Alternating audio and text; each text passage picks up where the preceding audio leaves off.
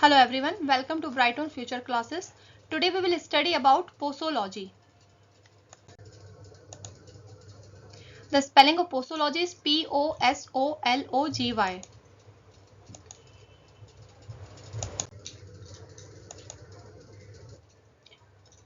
So we have already discussed in earlier classes what is posology and what are its factors. We will learn remaining factors of posology. The 11th factor is idiosyncrasy. What is idiosyncrasy? It is a response to a drug which is different from its characteristics. Pharmacological action is called idiosyncrasy. किसी भी drug का इसके pharmacological action से अगर different उसका response show करता है that is known as idiosyncrasy. Mainly we can say it is a allergy. In simple terms we can say it is a allergic condition. It is an extraordinary response to a drug which is different from its characteristic pharmacological action and is known as idiosyncrasy.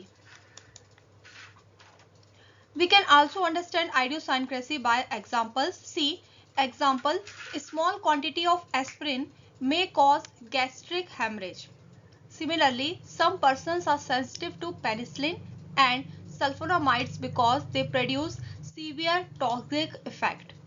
हर किसी के लिए medicine एक जैसा effect produce नहीं करती है. जैसे थोड़ी सी भी क्वांटिटी एस्पिरिन की किसी पर्सन में गैस्ट्रिक हेमरेज कॉज कर सकती है, इसी प्रकार से कुछ पर्सन जो होते हैं वो पेनिसिलिन के सेंसिटिव होते हैं. पेनिसिलिन एक एंटीबायोटिक है जिसके वो सेंसिटिव होते हैं.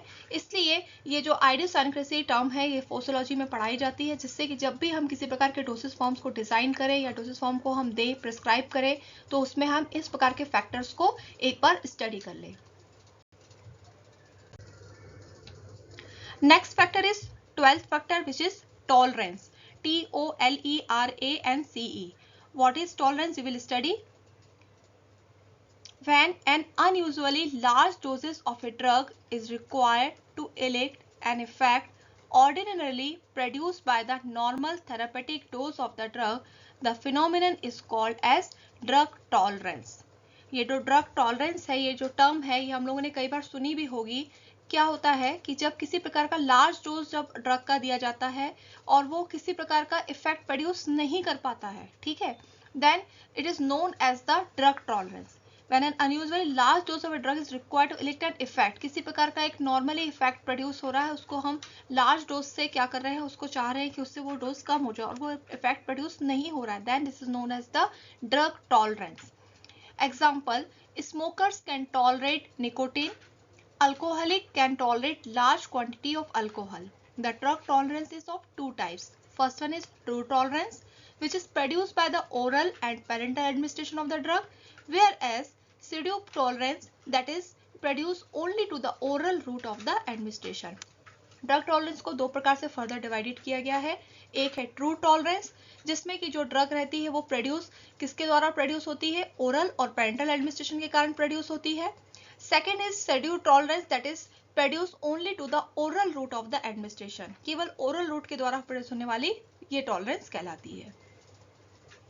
Okay, let's move to the next slide.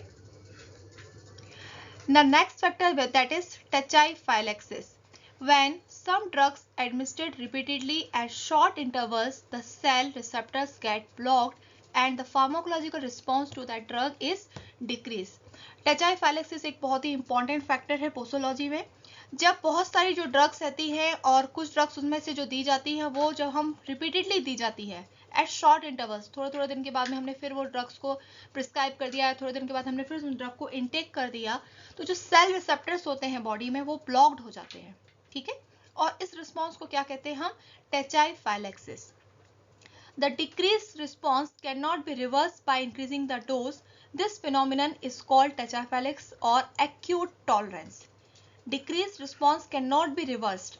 ये जो डिक्रीज रिस्पॉन्स हो जाता है रिवर्स नहीं होता है, डोज को हम जितना भी बढ़ाते जाएं लेकिन वो उससे कोई फर्क नहीं पड़ता है, और इसी को बोला जाता है tachyphylaxis. इसका एक एग्जांपल देख लेते हैं जिसमें हमें पता चल जाएगा किस प्रकार से एक tachyphylaxis शो होती है. जैसे कि ephedrine given repeatedly dose at short intervals in the treatment of bronchial asthma may produce very less response due to tachyphylaxis. What is the example? Ephedrine is a drug which is given repeatedly at dose at short intervals, थोड़ी थोड़ी देर के बाद में हम उसको drug को बार बार दे रहे हैं। किस ट्रीटमेंट के लिए? ब्रोंचाइल अस्थमा के लिए। जो लंग्स की बीमारी होती है उसके लिए हम लोगों ने ब्रोंचाइल अस्थमा के लिए इफेड्रिन की ड्रग को दिया, और ये क्या कर रही है, कुछ समय के बाद में इसका जो रिस्पॉन्स है वो टचाइफिलैक्सिस शो कर रहा है, क्योंकि इसका जो रिस्पॉन्स है वो शो ही नहीं हो रहा है। इसका रिपीटेड रिस्पॉन्स क्या कर रहा है, जो सेल्स हो रहे हैं वो ब्लॉक्ड अप हो जा रहे हैं, इससे जो इसका फार्माकोलॉजिकल रिस्पॉन्स हम चाहते हैं वो हो ही नहीं रहा है। That is known as tachyphylaxis.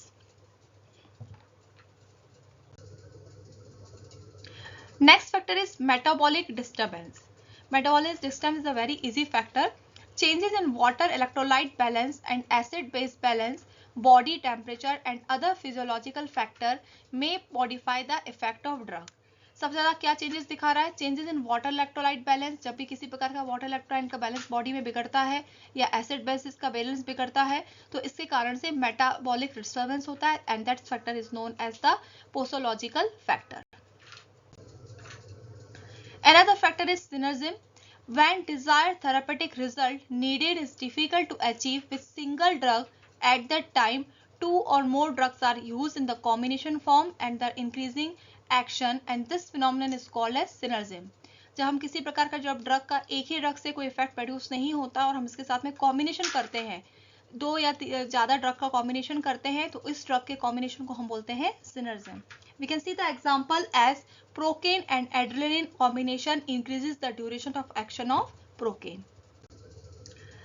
So these were the factors which were in posology, and we have to study calculation of doses. First doses is doses proportionate to age, and that is known as the Young formula. इसमें जो formula है वो है dose for child equals to age in years upon age in years plus 12 into adult dose. And we can say this formula is used as a basic, and Dilling formula is also used for calculation in posology, and it is dose for child equals age in years into adult dose upon 20. Whereas we have to learn one more formula that is known as the Clerk's formula. Dose for child equals child's weight in kg upon 70 into adult dose, and this dose proportionate to body weight. This formula is dose proportionate to body weight. Another thing is dose is proportionate to surface area. Percentage of adult dose equals surface area of the child upon surface area of the adult into 100. There is one more dose we have to study, that is known as the veterinary doses. The doses required for animals are more or higher in comparison of human beings, just because of the body weight, size, etc. Therefore, it is very important for supply the correct dose. हम human beings जो है वो भी medicine लेते हैं, and we know कि जो drugs है वो एनिमल्स के लिए भी दी जाती है, लेकिन जो डोज की क्वांटिटी होती है वो ज़्यादा होती है. क्यों? According to body weight, size. इसके कारण से हम जो डोजेस जो दिए जा रहे हैं ह्यूमन बींग्स को, उसके अलावा हम अगर एनिमल्स को से कंपैरिजन करते हैं तो ये डोज ज़्यादा दिया जाता है, इसलिए हमें इसका करेक्ट डोज जानना जरूरी है. इसमें there are some factors which are affecting veterinary doses. We will see, that is age, gender, body weight, route of administration, time of administration, environmental factors, habit, rate of elimination, effect of the drug, purpose of medication, species and character of the drug. These are the factors which affect veterinary doses. Thank you for watching. We'll see you in the next video.